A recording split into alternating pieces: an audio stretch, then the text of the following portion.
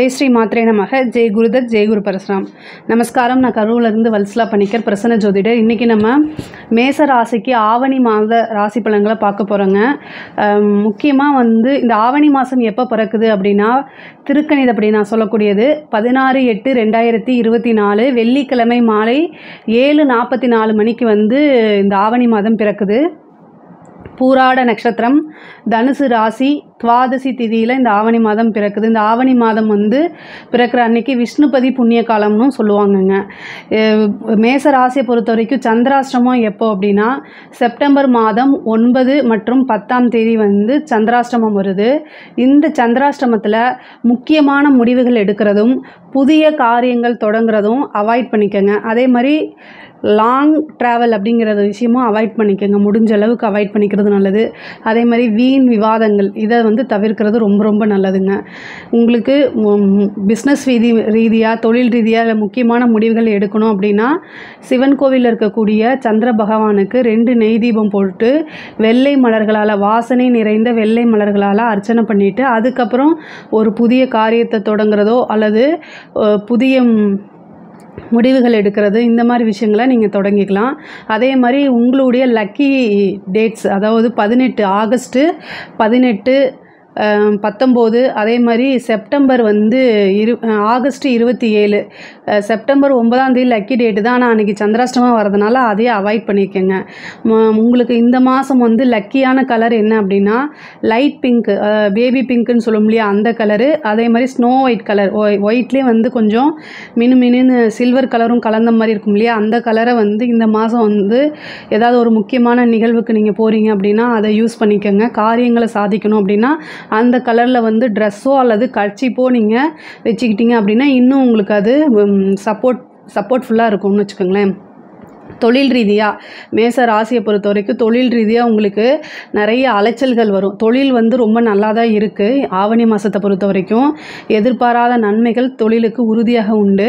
ஆனால் அதே நேரத்தில் நிறைய அலைச்சல் வரும். ஆனால் அந்த அலைச்சல் எல்லாமே உங்களுக்கு சக்ஸஸை தான் கொடுக்கும். ஆனால் ஒரு டைம் 2 டைம் எக்ஸஸாக ஒரு 3 டைம் அலையிற மாதிரி தொழில் ரீதியாக அலையக்கூடிய மாதம் தான் இந்த மாதம். ஆனால் அதுக்கு உண்டான பலாபலன்களையும் நீங்கள் நல்லபடியாக அனுபவிப்பீங்க. எதிர்பாராத ஒரு அதிர்ஷ்டமும் உறுதியாக உண்டு உங்களுக்கு தொழில் ரீதியாக. அதே மாதிரி சோம்பேறித்தனம் அதிகமாக வரும். அதாவது மலைப்புன்னு சொல்லுவோம் இல்லையா, நாளைக்கு பார்த்துக்கலாம் அப்படிங்கிற மாதிரி நீங்கள் போகணும்னு நீங்கள் நினைப்பீங்க. உங்களுடைய மூளை உங்களுடைய எண்ணம் சுறுசுறுப்பாக இருக்கணும்னு நினைப்பீங்க. ஆனால் அதுக்கு உடல் ஒத்துழைக்காது. ஏன்னா வக்ரச்சனியுடைய பார்வை இருக்குது.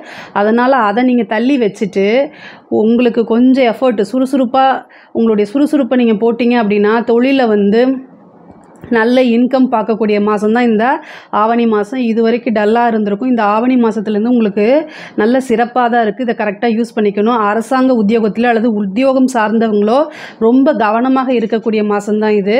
அதாவது இந்த மாதம் 15 நாள், செப்டம்பரில் ஒரு 7 நாள்னு வச்சுக்கோங்களேன். மொத்தம் இந்த நாட்களில் நீங்கள் ரொம்ப கவனமாக இருக்கணும். எதுக்காக அப்படின்னா, நீங்கள் செக்கு ஹேண்டில் பண்ணுறது, கேஷ் ஹேண்டில் பண்ணுறதுலாம் ரொம்ப கவனமாக இருக்கணும். ஏதாவது கையெழுத்து போடுறது, கம்யூனிகேஷன் சார்ந்த விஷயங்கள், இந்த விஷயங்கள். ஏன்னா வக்ரச்சனி புதனை பார்க்குது.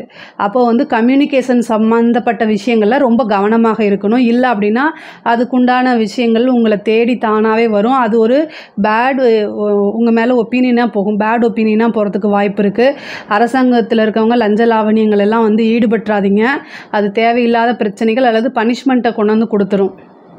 வேலைக்கு போகணும் அப்படின்னு நினச்சிட்டு இருக்கீங்க இல்லையா, அதாவது இன்டர்வியூ அட்டன் பண்ணுங்கள். இது வரைக்கும் கிடைக்காம இருந்திருக்கும். இந்த மாதம் அதுக்கு உண்டான உங்களுக்கு கண்டிப்பாக நீங்கள் நல்ல எஃபர்ட் போட்டிங்கன்னா ஒரு நல்ல அதிர்ஷ்டம் தேடி வரதுக்கு வாய்ப்பு இருக்குது. காதல் சம்மந்தப்பட்ட பிரச்சனைகளில் ரொம்ப கவனமாக இருக்கணும். நீங்கள் இது வரைக்கும் வீட்டில் சொல்லாமல் இருந்தீங்கன்னா இப்போ யார் மூலியமாக தான் அது போய் சேரும். ஆனால் அதுவும் தவறாக தான் போய் சேர்கிறதுக்கு வாய்ப்பு இருக்குது. இல்லை காதலர்களுக்குள்ளேயே பிரேக்கப் ஆகிறதுக்கு, சண்டை சச்சரவுகள் வரத்துக்கு, காதலை பொறுத்த வரைக்கும் இந்த மாதம் உங்களுக்கு ரொம்பவே நல்லா அது பிரச்சனையை கொண்டு சேர்க்கும், மன அழுத்தத்தை கொடுக்கும். அதனால் பொறுமையாக போகிறது ரொம்ப நல்லது. அல்லது வீட்டில் பெரியவங்க என்ன சொல்கிறாங்களோ அதுபடி கேட்டு நடக்கிறது தான் ரொம்ப உத்தமம். கணவன் மனைவி இடையே இருக்கக்கூடிய பிரச்சனைகள் கொஞ்சம் இந்த மாதம் அட்ஜஸ்ட் பண்ணி தான் போய் ஆகணும். ஒரே மாதிரி எல்லா மாதமும் இருக்காது. அட்ஜஸ்ட்மெண்ட்டுங்கிறது வாழ்க்கையில் எவ்வளோ முக்கியமோ அதே மாதிரி இந்த மாதத்தில் ரொம்ப ரொம்ப ரொம்ப முக்கியமானது. ஏன்னா வக்ர சனியோடைய பார்வை களத்திர ஸ்தானாதிபதிக்கு இருக்குது. அப்போ கணவனாக இருந்தால் மனைவியும், மனைவியாக இருந்தால் கணவனும் ஒருவரை ஒருவர் அனுசரித்து செல்லக்கூடிய மாதம் தான் இந்த மாதம். அதனால் இப்போ சண்டை வருது அப்படின்னா அந்த இடத்துல இருக்காதீங்க, மூவ் ஆன் பண்ணி போயிடுங்க. இல்லை அப்படின்னா பெரிய பிரச்சனைகள் வந்து அது 1 மாதம் 2 மாதம் வரைக்கும் நீடிச்சிட்ருக்கோம். அதனால் வீட்டில் வந்து நிம்மதி இல்லாமல் இருக்கிறதுக்கு வாய்ப்பு இருக்குது. ஸோ அதனால் ரொம்ப கவனமாக இருங்க. கணவன் மனைவியுடைய ஒற்றுமைகள் வந்து கொஞ்சம் இந்த மாதம் குறைவாக தான் இருக்குது. அதனால் பார்த்து இருந்துக்கோங்க. தாயாருடைய உடல்நிலை கவனம் வேணும். தந்தையாருக்கு மருத்துவ செலவுகள் உண்டு. ஒரு சிலர் வந்து பூர்வீக சொத்துக்கள் எதிர்பார்த்துட்டு இருந்திருப்பீங்க இல்லையா, அந்த இதெல்லாம் வந்து இந்த மாதம் வந்துடும். பூர்வீக சொத்துக்களில் வரதுக்கு உண்டான வாய்ப்பு இருக்குது. ஒரு திடீர் அதிர்ஷ்டம் உண்டு. எதிர்பாராத நன்மை உண்டு. தாய்மாமன் வழி இருந்த உறவுகளில் வந்து சில கசப்புகள் இருந்திருக்கும். அது வந்து இப்போ சால்வ் ஆகிறதுக்கு அமைப்புகள் இருக்குது. அதே மாதிரி நீண்ட நாளாக ஒரு விஷயம் எதிர்பார்த்துட்டு இருந்திருப்பீங்க. அந்த விஷயம் நீங்கள் எதிர்பார்க்காமே உங்களுக்கு வந்து சேரும்.